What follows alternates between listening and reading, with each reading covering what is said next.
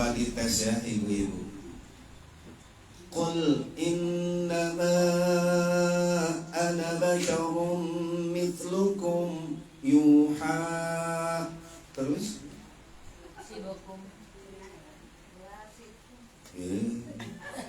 Qul innama ana basyarum mithlukum yuha ilayya annama ilahukum ilahu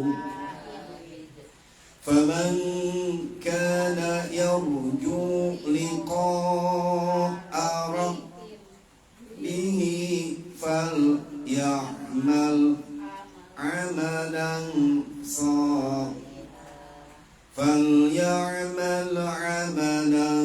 salihan wa la yushrik bi'ibadati rabbih. Itu surah apa? Al-Kahfi ayat cik atau teu apal kabeh oge apal-apal tungtungna tuh. Apal-apal ujungnya tuh. Al-Kahfi ayat terakhir. Kan minimalnya 10 ayat di awal, 10 ayat di akhir. Masih ngapal juga cik atau terakhir. Ya ini ngingetin kita Bu. Faman kana yarju liqa'a rabbih. Siapa orang yang ingin bertemu dengan Tuhannya. Berarti bertemu dengan Allah tadi di mana? Di surga. Kenikmatan yang paling nikmat tiada tara bukan makanannya, bukan minumannya, bukan tempatnya yang telah disebutkan di surah Waqiah, bukan. Kenikmatan surga yang paling tinggi itu adalah ketika bertemu dengan wajhillah, dengan hadirat Allah. Ketika bertemu dengan Allah, itu adalah nikmat yang paling besar. Surga mah gak seberapanya Bu, nikmat surga mah. Nikmat bidadari, cowok-cowok ganteng ntar di surga, berondong, ada yang wah pokoknya segala macam, itu mah bukan seberapa. Nikmat yang paling tertinggi di surga adalah bertemu dengan Allah. Nah itu untuk siapa? Falya'mal 'amalan salihah. Maka di situ tuh maka falya'mal, maka bekerjalah, maka berbuatlah, berupayalah amalan salihah, amal yang saleh. Cik, kira-kira kebahagiaan surga yang begitu megah, yang begitu elit, yang begitu luks, apakah mau kita dapatkan hanya dengan kita berleha-leha di dunia ini? Atau analoginya kayak ginilah, kita di dunia kan, surga dunia adalah kekayaan. Apakah kekayaan itu kita bisa dapat hanya dengan tidur setiap hari? Tidak ya Bu ya, tentunya dengan kerja keras. Ya begitu pun juga apalagi di surga kebahagiaannya yang begitu dahsyat. Masa kita mendapatkannya dengan begitu saja? Tentu harus kerja keras. Nah apa kerja kerasnya? Ya insya Allah ibu-ibu yang hadir pada kesempatan Jumat ini adalah ini bentuk dari kerja keras ibu. Hujan, padahal males, maksain ke sini, itu kerja keras Bu. Itu adalah sebuah nilai yang akan diapresiasi oleh Allah Subhanahu wa taala. Kalau kita ibadah hanya ketika kita ada waktu sempat, itu mah biasa, anak kecil aja bisa. Ibadah itu hanya kita lagi sempat, itu mah biasa. Yang luar biasa adalah sempatkan waktu. Ya apalagi kemarin waktu ngisi waktu habis yasinan ya kemarin maghrib, ya bahwa paksa dulu. Kemarin apa hari Rebo ya? Rebo ya, paksakeun kata Bu Haji mah Allahumma paksakeun wa minal keureuyeun we. Allahumma paksain wa minal keureuyeun gitu ya. Paksain. Karena kenapa? Ya ketika kita pengen ada amal soleh, ya kudu bekerja, kudu maksain. Ya bil khusus kita kan kemarin belajar istiqomah. Istiqomah itu asal kalimatnya dari koma, kemudian diawali oleh isti. Ya kemarin maghrib ya Pak, isti adalah mengeluarkan segenap cara. Banyak bahasa Arab yang dimulai dari isti. Isti khara, isti koma, isti ana, istisqa, istighfar, terus istimewa. Ada lagi yang istimewa, ikatan suami takut istri itu. Ya gitu ya, pokoknya ibu-ibu paksain, Allahumma paksain. Terkecuali memang ada sesuatu yang benar-benar membuat kita tidak bisa. Karena memang setiap hari itu Bu, di dalam diri kita itu selalu bergumul, selalu bergelut, selalu berantem akal sama nafsu. Ya gitu aja, akal sama nafsu itu selalu berantemnya tiap hari. Nah masalahnya kita periksa diri kita, selalu kalah nafsu apa selalu kalah akal kita? Kalah nafsunya hebat. Rata-rata kita ya Allah kalah mulu sama males, kalah gitu ngikutin aja. Sayyidina Umar itu Allah berikan sebidang tanah yang tumbuh di tanah itu kurma. Jadi Sayyidina Umar itu punya kebun. Kemudian kebun itu penuh dengan kurma yang begitu banyak hasilnya dan manis rasanya. Setiap hari Sayyidina Umar itu selalu keliling kebun aja memeriksa gitu ya. Terus ditatap, diusap, disiram. Pokoknya bangga banget punya kebun kurma. Lalu ketika keluar dari kebun kurma, Sayyidina Umar bertemu dengan 4 orang sahabat beliau. Lalu kata Sayyidina Umar bertanya kepada 4 orang sahabat ini, wahai sahabat-sahabatku, pulang dari mana engkau bererot begitu? Kata orang Betawi. Sama om ya, bererot, banyak kan?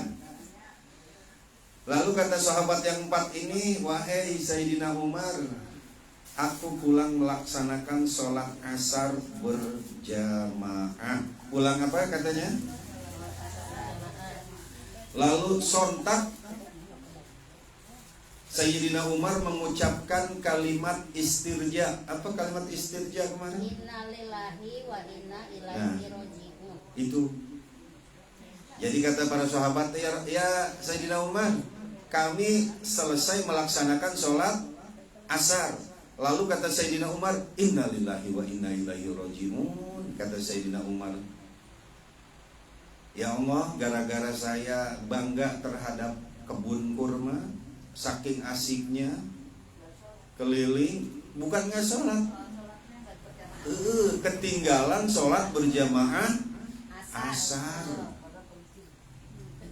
gitu kan? Lalu apa yang dilakukan oleh Sayyidina Umar? Wahai sahabatku, demi Allah, hari ini pun aku sedekahkan kebun kurma ini, karena kebun kurma ini yang membuat diriku jadi tertinggal sholat berjamaah asar.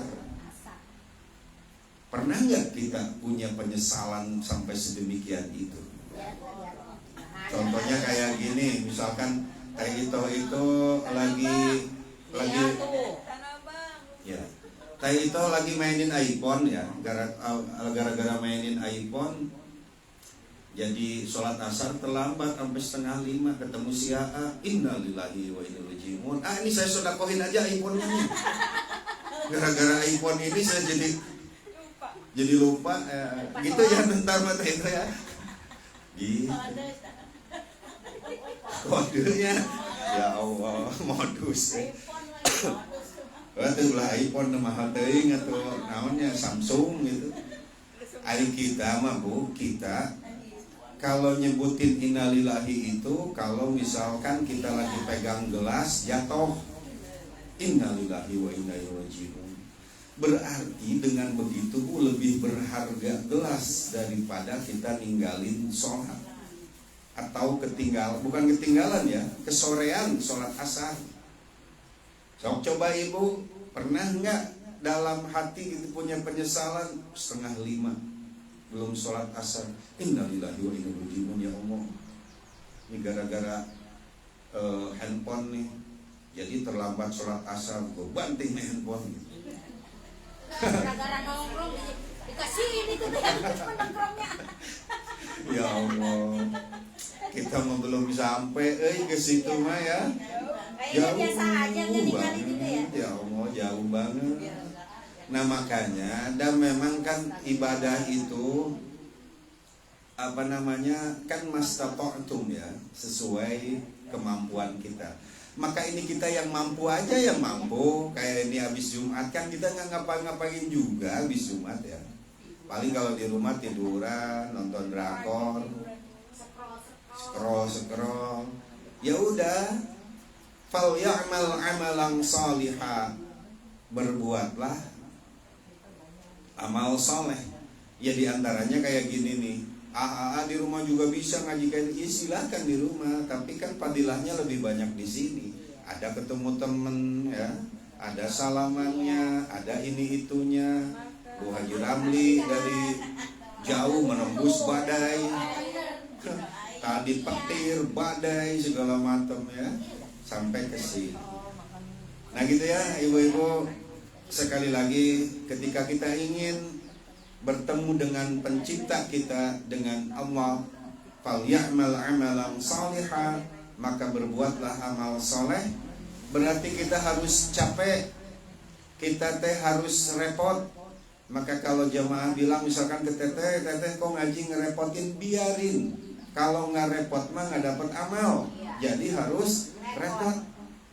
Lalu yang kedua, wala yusyrik bi ibadati rabbih ahada. Syarat kedua setelah berbuat amal soleh adalah jangan menduakan Allah. Analoginya coba hati ibu-ibu aja diduakan oleh suami.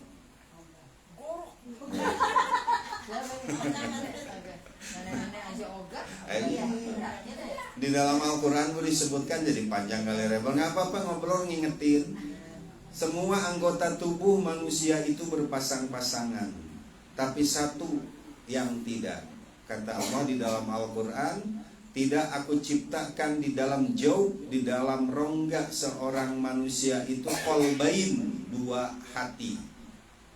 Hati di sini tuh jantung, Bu, di sini nih. Jantung mah nggak ada pasangannya. Kalau kuping kan ada kiri kanan, mata kiri kanan, hidung juga ada bolongnya kiri kanan. Gitu ya, ada mulut atas, ada mulut bawah, kan begitu. Nah ini jantung mah nggak ada pasangannya, maka hati mah nggak pengen dibuahin. Gitu. Ya udah dibuka Al-Kahfinya, ya ini mah lagi curhat bes ya nih. Memotivasi gitu ya, agar memang ya harus repot. Kalau pengen dapat amal soleh mah harus repot, harus capek. Ini mah iya, nggak apa-apa. Itu mudah-mudahan istiqomah. Ayo kita buka surah Al-Kahfi, surah yang ke-18. Tulisannya di pojok kiri atas, biasanya di lembaran Al-Quran. Surahnya juznya juz 15, juz subhanalladzi. Gitu. Kayak semalam si ngerepotin aja ya mah ya. Kata Maom bikin pusing. Nggak apa-apa belajar namanya juga. Ayo dibuka. A'udzu billahi minasyaitonir rajim. Bismillahirrahmanirrahim. Alhamdulillahilladzi anzala 'ala 'abdihil kitaba wa lam yaj'al lahu 'iwaja qayyiman liyunzira ba'san shadidan min ladunhu wa yubashshiral mu'minina alladhina ya'maluna as-salihati anna lahum makithina fihi أبدا وينذر الذين قالوا اتخذ الله ولدا ما لهم به من علم ولا لآبائهم كبرت كلمة تخرج من أفواههم إن يقولون إلا كذبا فلعلك باخع نفسك على آثارهم إن لم يؤمنوا بهذا الحديث إنا جعلنا ما على الأرض زينة لها لنبلوهم أيهم وإنا لجاعلون ما عليها صعيدا جرزا أم حسبت أن أصحاب الكهف والرقيم كانوا من آياتنا إذ أوى الفتية إلى الكهف فقالوا ربنا آتنا من لدنك رحمة وهيئ لنا من أمرنا رشدا. Jadi ibu misalkan nafasnya pendek gitu ya, boleh ibu ambil min ladunka rahmah gitu. Lalu nanti mulai lagi dari min ladunka rahmah.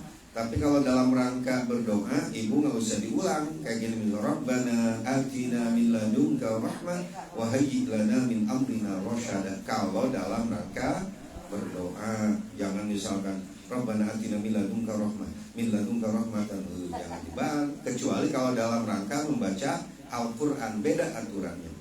Fadarabna ala adanihim fil kahfi sinina ثم بعثناهم لنعلم أي الحزبين أحصى لما لبثوا نحن نقص عليك نبأهم بالحق إنهم فتية آمنوا بربهم وزدناهم هدى وربطنا على قلوبهم إذ قاموا فقالوا ربنا رب السماوات والأرض لن ندعو من دونه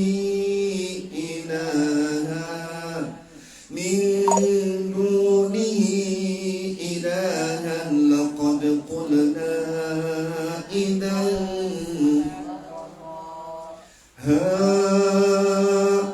هؤلاء قوم اتخذوا من دونه آلهة لولا يأتون عليهم بسلطان بين فمن أظلم ممن افترى على الله وإذ اعتزلتموهم وما يعبدون إلا الله فأووا إلى الكهف ينشر لكم ربكم